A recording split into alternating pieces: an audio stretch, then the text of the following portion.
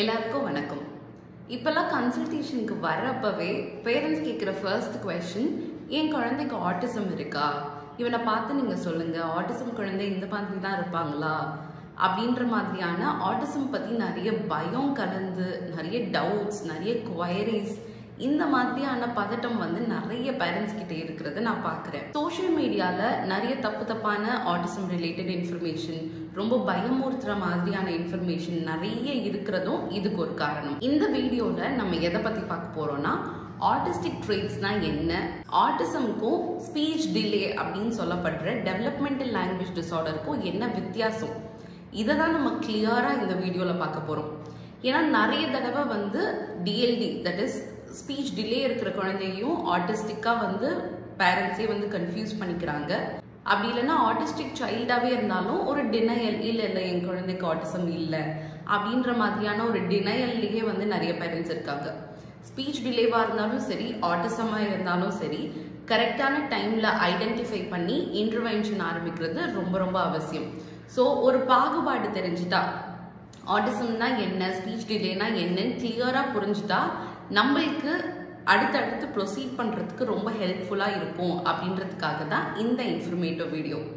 So last 4 வீக்ஸாக speech delay பற்றி நிறைய இன்ஃபர்மேஷன் பார்த்துட்டே வரும். ஸ்பீச் டிலே பற்றின கம்ப்ளீட் இன்ஃபர்மேஷன், எந்தெந்த ஸ்ட்ராட்டஜிஸ்லாம் ரொம்ப எஃபெக்டிவாக இருக்கும் அப்படின்னு பார்த்துட்டு இருக்கோம். அதே சீரீஸோட கண்டினியூவேஷனாக ஸ்பீச் டிலேக்கும் ஆட்டிசம்க்கும் உள்ள வித்தியாசத்தை இந்த வீடியோவில் நம்ம பார்க்க போகிறோம். ஸோ இந்த வீடியோவை ஸ்கிப் பண்ணாமல் ஃபுல்லாக பாருங்கள். என்னோட பேர் வைஷ்ணவி. நான் ஒரு ஸ்பீச் லாங்குவேஜ் பெத்தாலஜிஸ்ட். நான் மாஸ்டர்ஸ் டிகிரி முடிச்சிருக்கேன் ஸ்பீச் லாங்குவேஜ் பெத்தாலஜியில். அந்தாதி ரீஹாப்ல டெலி மூலமா ஆன்லைன்லேயே ஸ்பீச் தெரப்பி கன்சல்டேஷன்ஸ் நான் கண்டக்ட் பண்ணிட்டு இருக்கேன். வீடியோ ஆரம்பிக்கிறதுக்கு முன்னாடி ஒரு டிஸ்க்ளைமர் நான் சொல்லிக்கணும்னு ஆசைப்படுறேன். இதுல ஆட்டிசம்க்கும் டிஎல்டிக்கும் உள்ள டிஃப்ரென்சஸ் சொல்றதுக்கான எஜுகேஷனல் வீடியோ மட்டும்தான். இந்த வீடியோவை வச்சு மட்டும் ஒரு குழந்தைக்கு ஆட்டிசம், ஒரு குழந்தைக்கு டிஎல்டின்னு டயக்னோஸ் பண்ண முடியாது. இப்ப வாங்க நம்ம வீடியோக்குள்ள போகலாம். ஆட்டிசம் பத்தி நம்ம ஃபர்ஸ்ட் பேசும்போது நம்ம மெயினா கவனிக்க வேண்டியது என்னன்னா, அவங்களோட சென்சரி ப்ராசஸிங். ஸோ சென்சரினா ஃபர்ஸ்ட் என்னன்னு பார்க்கலாம். ஸோ இப்போ விஷன் இருக்கு, கண் மூலியமா நம்ம பார்க்குறோம். ஹியரிங் சென்சிட்டிவிட்டி இருக்கு, அதுக்கப்புறம் டச் இருக்கு, ஃபீலிங் இருக்கு. இப்போ நம்ம நடக்கிறோம், ஓடுறோம் அப்படின்னா நம்மளுக்கு பேலன்ஸ் இருக்கணும் அதுக்கு, இல்லையா? ஸோ அந்த பேலன்ஸுமே ஒரு ஃபார்ம் ஆஃப் சென்சேஷன் தான், அது இருக்கு. ஸோ இந்த எல்லா சென்சரி சிஸ்டம்ஸும் கரெக்டாக ரெகுலேட்டடாக இருந்தால் தான் நம்மளால எந்த ஒரு விஷயம் பண்ணணும்னாலும் இல்லை ஏதாவது ஒரு விஷயம் கற்றுக்கணும்னாலும் முடியும்.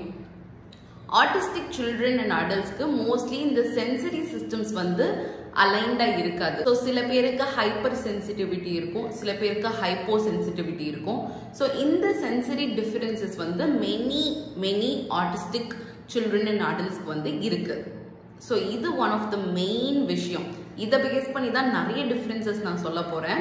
ஸோ இந்த எல்லா சென்சிட்டிவிட்டியும் ஒரு ஆட்டிஸ்டிக் சைல்டுக்குமே டிஃப்ரெண்டா இருக்கும். ஸோ ஒரு குழந்தைக்கு ஒர்க் ஆகுறது இன்னொரு குழந்தைக்கு ஒர்க் ஆகாது. ஸோ ஃபர்ஸ்ட் டிஃப்ரென்ஸ், ஆட்டிஸ்டிக்கும் டிஎல்டி இருக்கிற குழந்தைக்கும் என்ன டிஃப்ரென்ஸ் நம்ம பார்க்கலாம் அப்படின்னா, மெனி ஆஃப் த ஆட்டிஸ்டிக் சில்ட்ரனுக்கு ஐ கான்டாக்ட், கண் தொடர்பு மெயின்டைன் பண்றதுல டிஃபிகல்ட்டி இருக்கும்.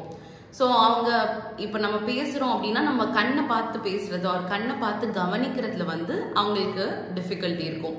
சம்டைம்ஸ் அவங்க கவனிச்சுட்டு தான் இருப்பாங்க, நம்ம என்ன சொல்கிறோன்னு கவனிப்பாங்க, ரெஸ்பாண்ட் பண்ணுவாங்க, அவங்களோட லாங்குவேஜில் ரெஸ்பாண்ட் பண்ணுவாங்க. பட் ஆனால் நம்ம கண் தொடர்பு இல்லாததுனால நம்ம என்னமோ அவங்க கிட்ட ஏதோ டெபிசிட் இருக்கு, ஒரு டிஸார்டர் இருக்கு, அந்த மாதிரியே நம்மளுக்கு தோண ஆரம்பிக்கும். ஸோ கண் தொடர்பு இல்லாததுனால நம்மளுக்கு கான்வர்சேஷன் கண்டினியூ பண்ணுறதுக்கு டிஃபிகல்ட்டி இருக்கலாம். ஸோ ஆட்டிஸ்டிக் சில்ட்ரனுக்கு அந்த சென்சரி ஓவர்வெல்ம்னால மோஸ்ட் ஆஃப் டைம்ஸ் அவங்க ஐ கான்டாக்ட் மெயின்டைன் பண்ணுறத அவாய்ட் பண்ணுவாங்க. அது தப்பு கிடையாது. அதை பற்றி நான் இன்னொரு வீடியோவில் நான் தனியாக அட்ரெஸ் பண்ணுறேன், ஆட்டிஸ்டிக் ஐ கான்டாக்ட் பற்றி. இப்போ டிஃபரன்சஸ் சொல்லும் போது இது ஹைலைட்டடாக தெரியுன்றதுக்காக நான் அதை சொல்கிறேன். வேற இந்த சைடில் டிஎல்டி, ஸ்பீச் டிலே இருக்கிற குழந்தைகள் பார்த்தோன்னா ஐ கான்டாக்ட் மெயின்டைன் பண்ணுறதுல அவங்களுக்கு ரொம்பவே ஈஸியாக வரும். அண்ட் ஜெஸ்டர்ஸ், தட் இஸ் கை அசைவுகள், ஒரு ஏதாவது சைகை செய்யறது, பாயிண்ட் பண்ணி காட்டுறது, எனக்கு இது வேணும் அது வேணும் அப்படின்னு சொல்றது.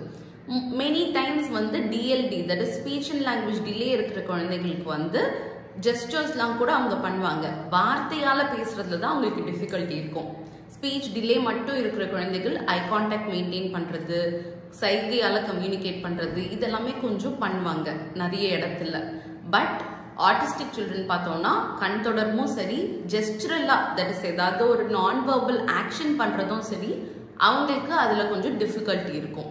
இது 2 ஆஃப் த மேஜர் டிஃபரன்சஸ். அடுத்து பார்த்தோம்னா விளையாடுறது. ஸோ பிளே வந்து ரொம்ப ரொம்ப ஒரு இம்பார்ட்டண்ட்டான கீ ஃபேக்டர். பிளே வச்சு தான் நிறைய குழந்தைகள் எல்லா விஷயத்துக்குமே கற்றுக்குவாங்க. So cross motor, fine motor, cognition இது எல்லாமுமே அவங்களுக்கு பிளே தான். ஒரு கோட் ஒன்று இருக்கு, ஒர்க் எப்படி வந்து அடல்ட்ஸ்க்கு முக்கியமோ அதே மாதிரி பிளே வந்து சில்ட்ரனுக்கு அவ்வளோ முக்கியம் அப்படின்னு சொல்லிட்டு. ஸோ பிளே வந்து டிஃப்ரெண்ட்டாக இருக்கும் ஆர்டிஸ்டிக்கும் டிஎல்டி சில்ட்ரனுக்கும். பட் இதுக்காக ஒரு கைண்ட் ஆஃப் பிளே தான் கரெக்ட், இன்னொரு கைண்ட் ஆஃப் பிளே தப்பு அப்படின்னு கிடையாது. ஸோ இப்போ ஆர்டிஸ்டிக் பிளேக்கும் டிஎல்டி இருக்கிற குழந்தைங்களோட பிளேக்கும் காமனாக நாங்கள் அப்சர்வ் பண்ணுற டிஃப்ரென்சஸ் சொல்கிறேன். ஸோ ஆர்டிஸ்டிக் சில்ட்ரன் வந்து நிறைய தடவை பார்த்தோம்னா லைனிங் அப் பண்ணுவாங்க. தட் இஸ் இப்போ ஒரே கைண்ட் ஆஃப் டாய்ஸ் நம்ம கொடுக்குறோன்னு வச்சுக்கோங்க, நிறைய அனிமல் டாய்ஸ் கொடுக்குறோன்னா அந்த அனிமல்ஸ் எல்லாம் கரெக்டாக வந்து ஈக்விடிஸ்டண்ட்டாக ஒரே அளவில் கரெக்டாக லைன் அப் பண்ணிகிட்டே போவாங்க. அண்ட் தென் வந்து ரிப்பிட்டேஷன், பண்ண விஷயத்தையே திருப்பி திருப்பி பண்ணுறது. ஃபார் எக்ஸாம்பிள் இப்போ ஒரு ஸ்லைட் மாதிரி இருக்குன்னு வச்சுக்கோங்களேன், ஒரு டாய் எடுத்துட்டு அதில் ஸ்லைட் பண்ணுறது, ஒரு டாய் எடுத்துட்டு அதில் ஸ்லைட் பண்ணுறது, பண்ணதே திருப்பி திருப்பி திருப்பி திருப்பி கூட அவங்களுக்கு போரே அடிக்காது. சம்டைம்ஸ் நிறைய தடவை அந்த ரிப்பிட்டேஷன் பண்ணி பண்ணி பார்ப்பாங்க. மோஸ்ட் ஆஃபன் டைம்ஸ் அவங்க தனியாக விளையாடுறதுக்கு ப்ரிஃபர் பண்ணுவாங்க. ஆர்டிஸ்டிக் குழந்தைகள் பார்த்தோம்னா ஐசோலேட்டட் பிளேவை வந்து ரொம்பவே என்ஜாய் பண்ணுவாங்க. அண்ட் சம்டைம்ஸ் அவங்களோட சென்சரி ப்ரிஃபரன்சஸ் நான் சொன்னேன் இல்லையா, அதுக்கேற்ற மாதிரி அவங்க பிளேவை வந்து அட்ஜஸ்ட் பண்ணிப்பாங்க. ஃபார் எக்ஸாம்பிள் அவங்களுக்கு விஷுவல் சென்சேஷன் ரொம்ப பிடிக்குது அப்படின்னா, ஸோ ஏதாவது மூவ்மெண்ட் வந்து பார்த்துட்டே இருக்கிறது, ஸோ ஏதாவது ஒரு ரொட்டேஷன் ஆகட்டும் இல்லை ஏதாவது ஒரு மூவ்மெண்ட் ஆகட்டும் அதை பார்க்கறது, அதில் ஃபோக்கஸ் பண்ணுறது இது அவங்களுக்கு ரொம்ப பிடிக்கும். ஒரு ஹியரிங் ரிலேட்டடாக இருக்குன்னா காதை வந்து அது கிட்ட ஒரு பொருள் கிட்ட வச்சு அது எப்படி அந்த சவுண்ட் வருது அப்படின்னு சொல்லிட்டு திருப்பி திருப்பி பண்ணி பார்த்து அந்த சவுண்ட் டிஃப்ரென்ஷியேட் பண்ணுறது, அந்த சவுண்டை அப்சர்வ் பண்ணுறது, இந்த மாதிரிலாம் பண்ணுவாங்க. ஸோ சென்சரி ரிலேட்டடாகவும் அவங்களுக்கு பிளே நிறைய இருக்கும். ஸோ எந்த சென்சஸ் அவங்களுக்கு வேணும்னு நினைக்கிறாங்களோ, சில குழந்தைங்களுக்கு வந்து அந்த பேலன்ஸ் சென்சேஷன், அந்த வெஸ்டிபுலர் சென்சேஷன் ரொம்ப சீக்கிங்காக இருக்கு, அவங்க வந்து வேகமாக ஓடுறது, குதிக்கிறது, திருப்பி திருப்பி குதிக்கிறது, மாடிப்படிக்கு ஏறி ஏறி இறங்குறது, இந்த மாதிரி பண்ணுவாங்க. ஸோ இதில் ஏதாவது ஒரு சிம்டம் இருந்தால் இந்த குழந்தைக்கு ஆட்டிசம் அப்படின்றது கிடையாது. சில குழந்தைங்களுக்கு இதில் எல்லா சிம்டமும் இருக்கலாம், சில குழந்தைங்களுக்கு இதில் ஒரு சிம்டம் கூட இல்லாமல் கூட இருக்கலாம். ஸோ இதை வந்து ஒரு டிஃப்ரென்ஷியேட் பண்ணுறதுக்கான ஒரு ட்ரெய்ட் தான் நான் சொல்கிறேன். ஸோ ஆர்டிஸ்டிக் பிளேக்கும் டிஎல்டி சில்ட்ரனோட பிளேக்கும் உள்ள டிஃப்ரென்சஸ் தான் நான் ஸ்டேட் பண்ணிட்டு இருக்கேன். On the other hand TLD children பார்த்தோம்னா நம்ம சொல்கிற மாதிரியே வந்து விளையாடுறதுக்கு ட்ரை பண்ணுவாங்க, இமிட்டேட் பண்ணுவாங்க. ஸோ நான் வந்து ஒரு காரை ஓட்டி காட்டுறேன் அப்படின்னா ஒரு ஸ்பீச் டிலே இருக்கிற குழந்தை பார்த்தாலும் அதை ஓட்டுறதுக்கு ட்ரை பண்ணுவாங்க, இமிட்டேட் பண்ணுவாங்க. ஸோ மோஸ்ட்லி டிப்பிக்கலி டெவலப்பிங் குழந்தைகளுக்கும் டிஎல்டி குழந்தைங்களுக்கும் பெருசாக வித்தியாசம் இருக்காது இந்த பிளே விஷயத்தில். நல்லா ஸ்மைல் பண்ணிட்டு எப்பவும் விளையாடுற மாதிரி தான் அவங்க விளையாடிட்டு இருப்பாங்க. ஸோ ஆர்டிஸ்டிக் சில்ட்ரனுக்கு சென்சரி ரிலேட்டடாகவும் இப்போ நான் சொன்னேன் இல்லையா லைனிங் அப் ஆஃப் டாய்ஸ் இதெல்லாம் மேபி பிளேல நம்ம அப்சர்வ் பண்ணுறதுக்கு வாய்ப்புகள் நிறைய இருக்கு. அடுத்த ஒரு இம்பார்ட்டண்ட்டான டிஃப்ரென்ஸ் என்னன்னா நேம் காலுக்கு ரெஸ்பான்ஸ். ஸோ 1 இயருக்குள்ளேயே வந்து நல்ல நேம் கால் ரெஸ்பான்ஸ் இருக்கணுன்றது ஒரு mile stone.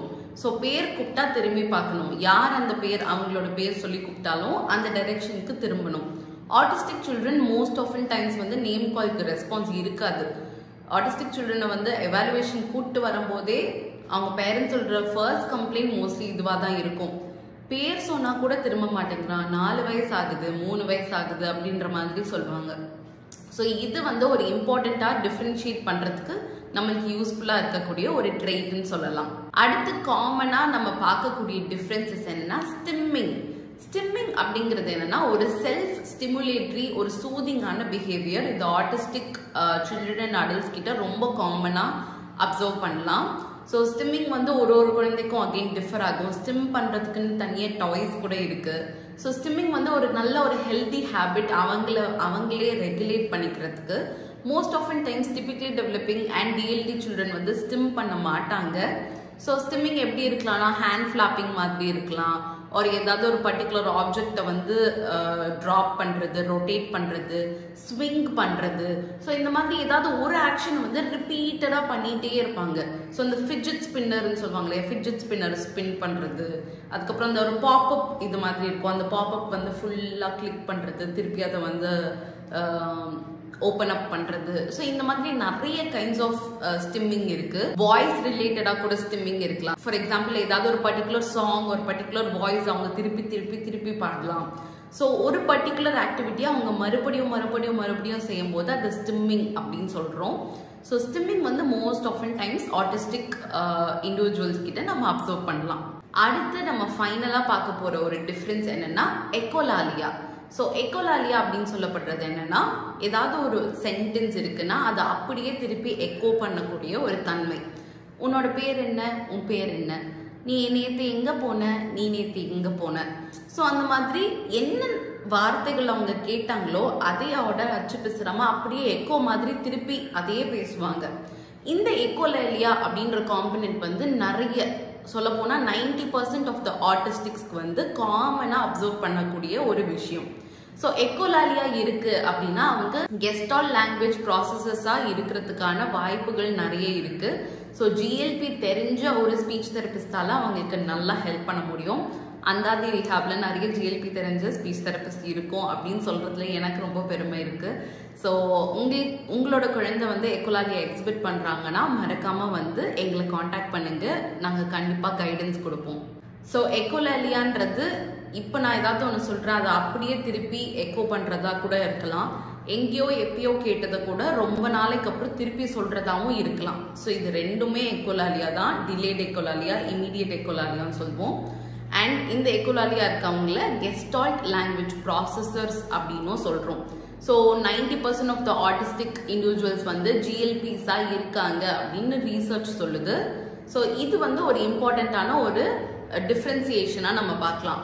Many speech delay மட்டும் இருக்கிற குழந்தைகள் ஆர் டிபிக்லி டெவலப்பிங்கா இருக்கிறவங்க வந்து எக்கோலாலியா இருக்கிறது நம்ம அவ்வளோ காமனாக நம்ம அப்சர்வ் பண்ண மாட்டோம். பட் நிறைய ஆர்டிஸ்டிக்ஸ் வந்து எக்கோலாலியா இருக்கிறது ரொம்பவே காமனாக நான் அப்சர்வ் பண்ணியிருக்கேன், என்னோட பர்சனல் எக்ஸ்பீரியன்ஸ் இருந்தே சொல்கிறேன். ஸோ இது ஒரு இம்பார்ட்டன்ட் டிஃப்ரென்ஷியேட்டிங் ஃபேக்டர்னு சொல்லலாம். ஸோ டிஃப்ரென்சஸ் எல்லாம் நம்ம பார்த்துட்டே வந்துட்டோம். இப்போ 2 சிமிலாரிட்டிஸ் சொல்கிறேன். டிஎல்டி இருந்தாலும் சரி, ஆட்டிசமா இருந்தாலும் சரி, அவங்களுக்கு மூளை வளர்ச்சி கம்மி, அவங்க காக்னிஷன் கம்மி அப்படின்ற அர்த்தம் கிடையாது. மோஸ்ட் ஆஃபன் டைம்ஸ் டிஎல்டி சில்ட்ரனுக்கும் ஆட்டிஸ்டிக் சில்ட்ரனுக்கும் காக்னிஷன் ரொம்பவே நல்லா இருக்கும். அட்லீஸ்ட் ஆவரேஜ் டு குட்டாக கண்டிப்பாக இருக்கும்.